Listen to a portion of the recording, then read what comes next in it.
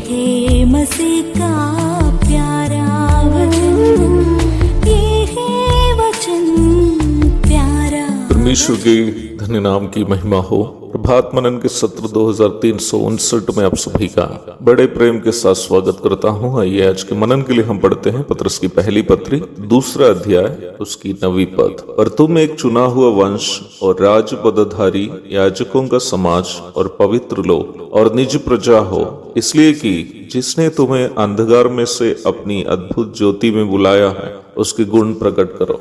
प्रभु यीशु मसीह के द्वारा परमेश्वर मनुष्यों के सामने रखे गए दो विकल्पों के बारे में हम कल देखे थे। यीशु मसीह में संसार के लिए उद्धार एवं दंड दोनों आज उपलब्ध है। चुनाव करना मनुष्य की जिम्मेदारी। जब हम 9वीं पद की ओर आते हैं, पत्रस सीधे उद्धार प्राप्त विश्वासियों की ओर इशारा करते हुए कह रहा है कि तुम एक चुना हुआ वंश और राज पदधारी, याजकों का समाज और पवित्र लोग और निज प्रजा। इस्राएल की रीति के अनुसार केवल यहूदा गोत्र से दाऊद के वंशज को ही चिरस्थायी रूप में राज करने की सौभाग्यता दी गई थी और लेवी गोत्र के ही लोगों को पुरोहित अथवा याजक बनने के लिए चुने जाते थे। अर्थात अन्य किसी भी गोत्र के लोगों को औद्योगिक रूप में राजा या याजक बनने की अनुमति नहीं थी।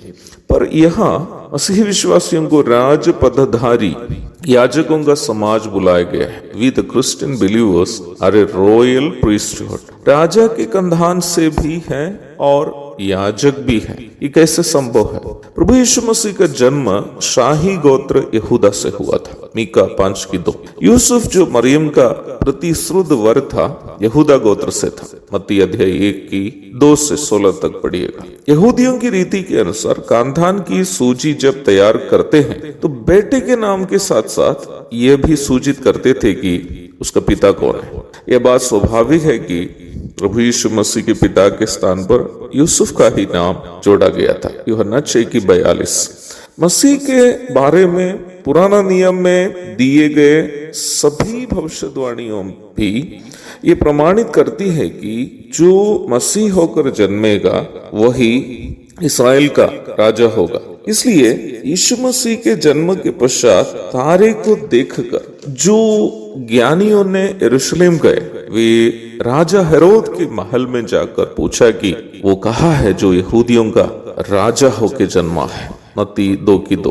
कहने का तात्पर्य यह है कि प्रभु यीशु मसीह केवल इसलिए ही राजा नहीं है कि वह यूसुफ के गोत्र से जन्मा, बल्कि इसलिए भी है कि परमेश्वर की भविष्यवाणियों के अनुसार वह स्वयं राजा ही है। वह मल्कीसेदेक के क्रम के अनुसार याजक होकर मानव जाति के पापों के लिए स्वयं बलि का अर्पण करके ये भी प्रमाणित किया कि वह उस महायाजक है जो संपूर्ण मानव जाति के लिए संपूर्ण प्रायश्चित बलि चढ़ाया और संपूर्ण मानव जाति के लिए उद्धार को उपलब्ध भी कराया। अन्य लेवीय महायाजकों को अपने लिए भी बलि चढ़ाने की अनिवार्यता होती थी, क्योंकि वे सभी कमी घटी के इंसान थे। परंतु न्याय व्यवस्था की प्रत्येक विधि को अपने जीवन में पूर्ति करके यीशु मसीह ने ये भी प्रमाणित किया है कि वो एक सिद्ध महायाजक है। उनको अपने पापों के लिए बलि चढ़ाने की कोई अनिवार्यता नहीं है। That means he is a perfect high priest. इब्रानी अध्याय 7:11-28 तक भी पढ़िएगा।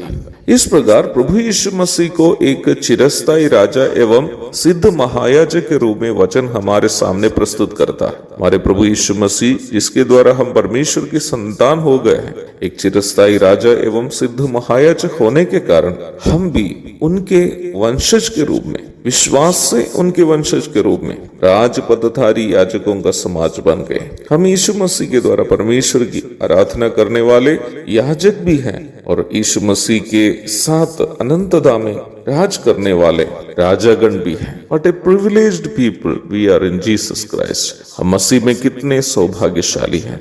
यदि हम इतने सौभाग्यशाली हैं तो क्या हमारी कोई जिम्मेदारी भी नहीं है? बिल्कुल है। प्रभु दया करे, उसकी चर्चा हम कल करेंगे। तब तक के लिए आपसे विदा हो जाता हूँ। प्रभु आप सबको आशीष दे। आमीन।